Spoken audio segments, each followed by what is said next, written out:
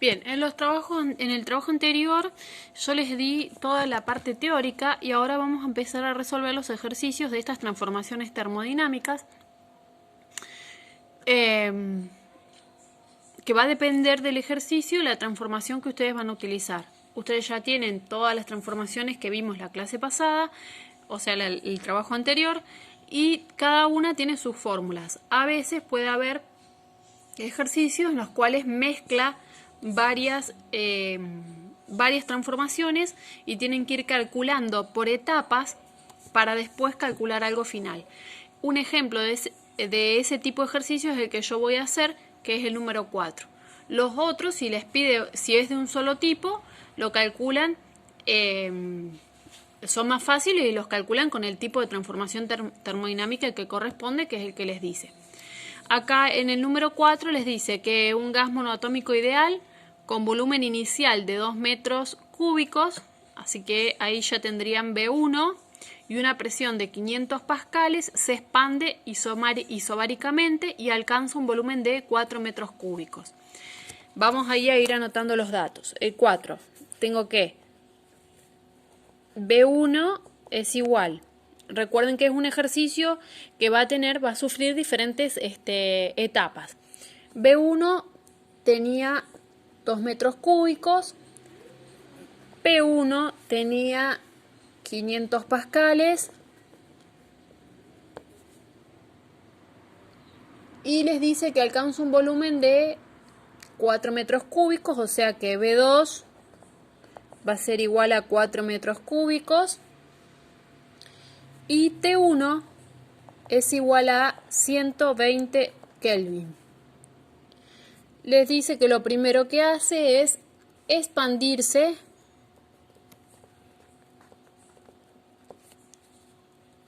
isobáricamente.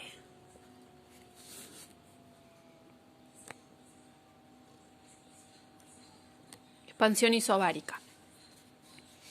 Bien, después les dice, eso es una parte, después les dice, luego se enfría a volumen constante hasta que su temperatura es de 60 Kelvin. La segunda parte lo hace, es una transformación a volumen constante y les dice que su temperatura, o sea que la temperatura final acá va a ser de 60 Kelvin. Y el tercer paso, les dice ahí, luego se enfría, finalmente se expande a presión constante, acá, finalmente se expande a presión constante hasta un volumen de 8 metros cúbicos. Así que en es presión constante y el volumen final de esa etapa va a ser 8 metros cúbicos. Y les pide que calculen el calor total. Es lo que tengo que averiguar. Para poder calcular ese calor total, yo tendré que calcular en cada una de las etapas un calor. Es decir, en la primera etapa tendré que calcular Q1. En la segunda etapa voy a tener que calcular Q2 y en la tercera etapa voy a tener que calcular Q3 y después el calor total va a ser igual a Q1 más Q2 más Q3. ¿Sí? Bueno, entonces ahora lo que voy a hacer primero es una gráfica que me va a ayudar para ir calculando. Las gráficas siempre son presión en el eje Y, volumen en el eje X. Bien, si ustedes miran, el primero es expansión isobárica. Buscan en la parte teórica que yo les había dado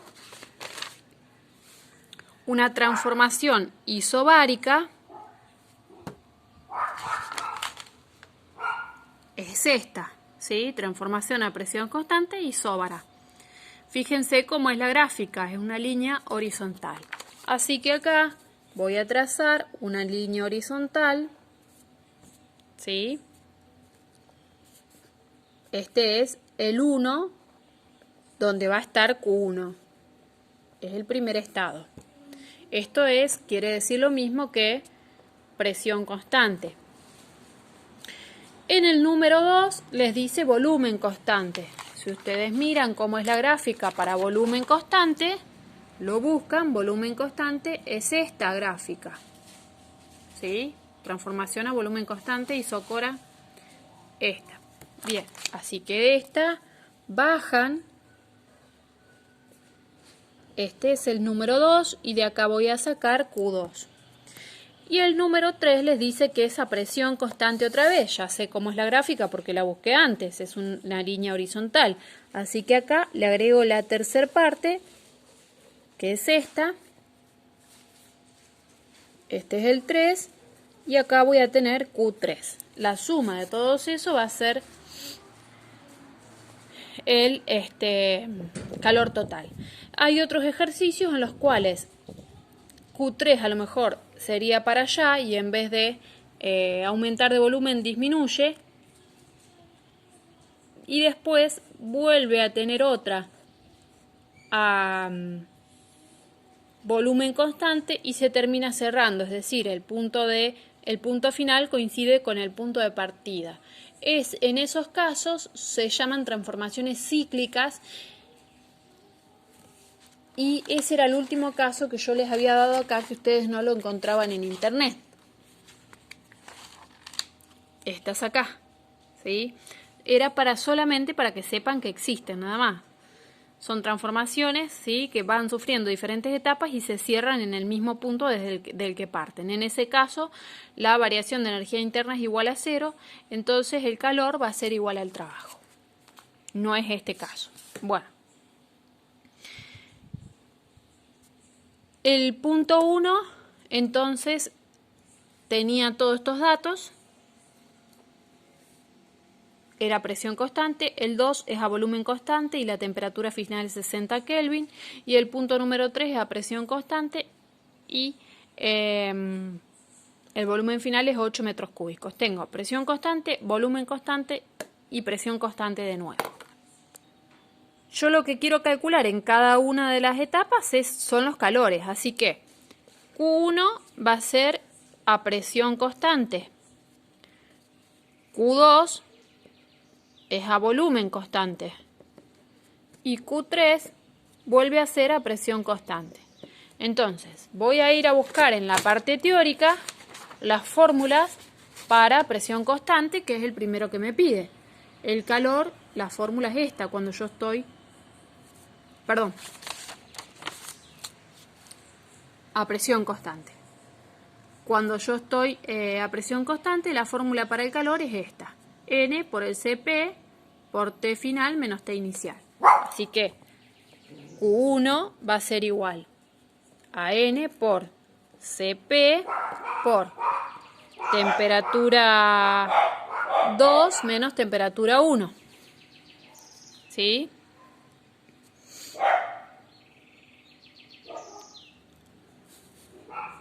Entonces, Q1 va a ser igual. N no lo tengo que calcular. Cp, sí lo tengo porque es una constante.